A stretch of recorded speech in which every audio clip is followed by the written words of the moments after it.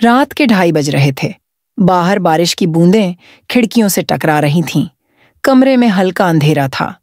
नेहा अपने बिस्तर पर बैठी थी, हाथ में एक पुराना मोबाइल फोन। स्क्रीन पर बार बार एक ही मैसेज चमक रहा था। अगर सच्चाई जाननी है तो सुबह 6 बजे पुराने मंदिर के पीछे आ जाना। उसका दिल जोर जोर से धड़क रहा था। वो समझ नहीं पा रही थी कि ये मैसेज मजाक है या कोई सच। उसका पति आदित्य बगल में लेटा था, शायद सो रहा था या सोने का नाटक कर रहा था। कमरे में सन्नाटा था, पर उस सन्नाटे में एक अजीब डर तैर रहा था।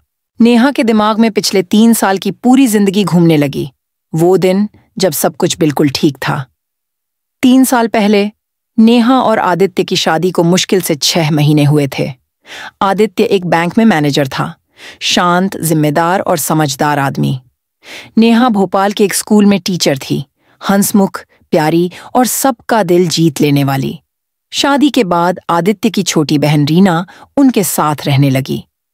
रीना कॉलेज में पढ़ती थी, 21 साल की, नटखट और बातूनी। नेहा उसे अपनी सगी बहन की तरह मानती थी। दोनों की खूब बनती थी। कभी एक साथ मूवी देखने जाती, कभी रसोई में बातें करती। आदित्य खुश था कि घर में हंसी खुशी का माहौल था, लेकिन जिंदगी हमेशा सीधी नहीं चलती। एक दिन रीना बहुत खुश होकर नेहा के पास आई। वो बोली, भाभी, मैं आपसे कुछ कहना चाहती हूँ, लेकिन प्लीज पापा को मत बताना। नेहा हंसकर बोली, अरे बोलो ना, क्या बात है? रीना बोली, भाभी, मुझे करण पसंद है। हमारे कॉलेज में पढ़ता है, बहुत अच्छा लड़का है, जॉब भी करता है, समझदार है। नेहा मुस्कुराई, वाह रीना, तो फिर मुझे भी मिलवाओ उस करण से। रीना ने कहा, अभी नहीं भाभी, सही वक्त आने पर मिलवाऊंगी। नेहा ने प्यार से उसके सिर पर हाथ फेरा।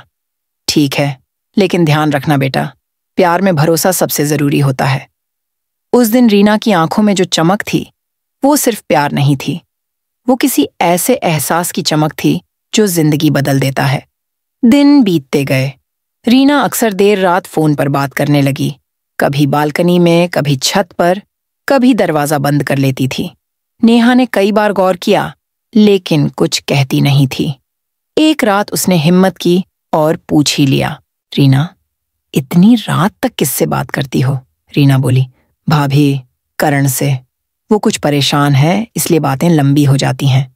नेहा ने बस सिर हिला दिया, लेकिन उसके मन में शक का बीज पड़ चुका था।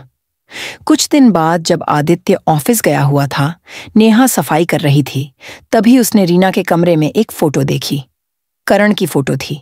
पीछे लिखा था, प्यार वो नहीं जो साथ रहने पर मिले, प्यार वो है जो दूर रहकर भी सच्चा रहे।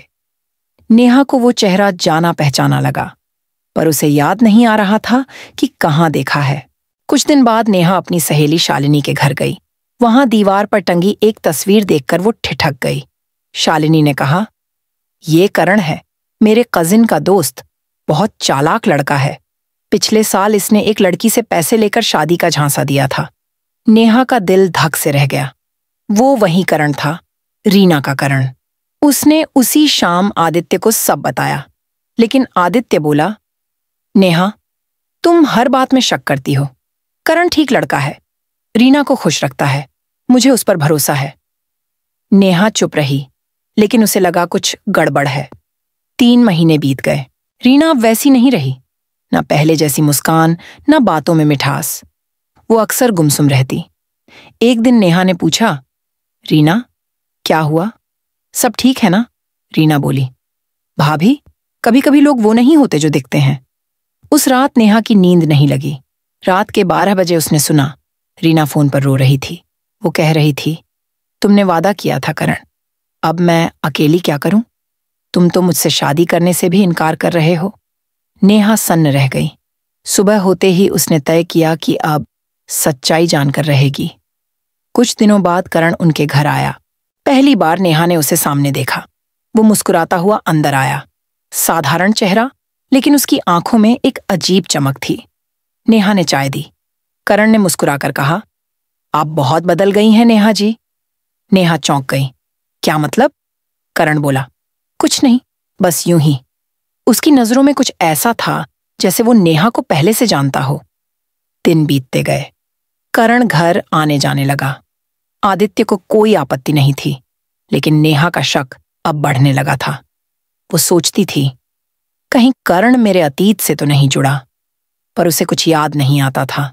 फिर एक दिन रात के 3:30 बजे उसके फोन पर वो रहस्यमयी मैसेज आया, अगर सच्चाई जाननी है तो सुबह 6 बजे पुराने मंदिर के पीछे आ जाना।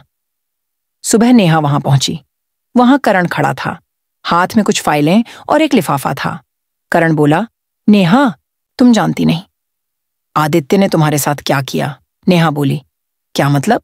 करण बोला, 3 साल पहले जब तुम्हारी शादी हुई थी, आदित्य की कंपनी में बड़ा घोटाला हुआ था।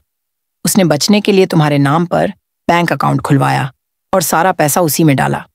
अब वो पैसा तुम्हारे नाम पर है और अगर बात खुली तो जेल तुम्हें होगी। नेहा के होश उड़ गए। वो बोली, ये झूठ है। करण मुस्कुराया, अगर झूठ है तो ये फाइलें देख लो। नेहा ने फाइलें खोली। हर पन्ने पर उसका नाम, उसकी फोटो और लाखों रुपए की ट्रांजैक्शन दर्ज थी। उसी वक्त पीछे से आदित्य की आवाज आई, बस बहुत हुआ करण। आदित्य गुस्से में था। उसने करण को कॉलर से पकड़ लिया। तू फिर मेरी बीवी को बहकाने आया है? करण बोला, मैं सच्चाई बताने आया हूं। तूने अपनी बीवी और बहन दोनों को धोखा दिया है। रीना भी वहां आ गई। उसकी आंखों में आंसू थे। भैया, करण झूठ नहीं बोल रहा। उसने मुझसे प्यार किया, लेकिन वो तुम्हारे पाप से डर गया था। वो चाहता था कि मैं सच्चाई जान लूं। आदित्य ने गुस्से से कहा, रीना, तू भी मेरे खिलाफ? रीना बोली, हाँ भैया, अब और झूठ नहीं। नेहा वहीं गिर पड़ी। उसकी आंखों के आगे अंधेरा छा गया। कुछ दिन बाद आदित्य गिरफ्तार हो गया। उसका पूरा घोटाला सामने आ गया। रीना और करण की राहें अलग हो गईं। करण विदेश चला गया। नेहा अब उसी स्कूल में प्रिंसिपल बन गई थी। वो अक्सर मंदिर जाती थी, वहीं जहां सब शुरू हुआ था। वो कहती थी, जिंदगी में सच्चाई जानने की सबसे बड़ी कीमत भरोसे का टूटना है। एक दिन फिर एक लिफाफा आया। अंदर सिर्फ एक लाइन लिखी थी, मैं लौट आया हूं, करण। नेहा मुस्कुराई। आंखें भीग गईं, पर उसने चिट्ठी रख दी और आसमान की ओर देखा। कुछ सच्चाइयां लौट आईं तो भी दिल उन्हें वहीं छोड़ देता है जहां दर्द शुरू हुआ था। दोस्तों, कैसी लगी ये कहानी? कमेंट बॉक्स में कमेंट करके बताइएगा। अगर कहानी अच्छी लगे तो कहानी को लाइक और चैनल को सब्सक्राइब कर लीजिए। ऐसी ही दिलचस्प और सस्पेंस से भरी हुई कहानी सुनने के लिए देखते रहिए क्राइम वार्ता।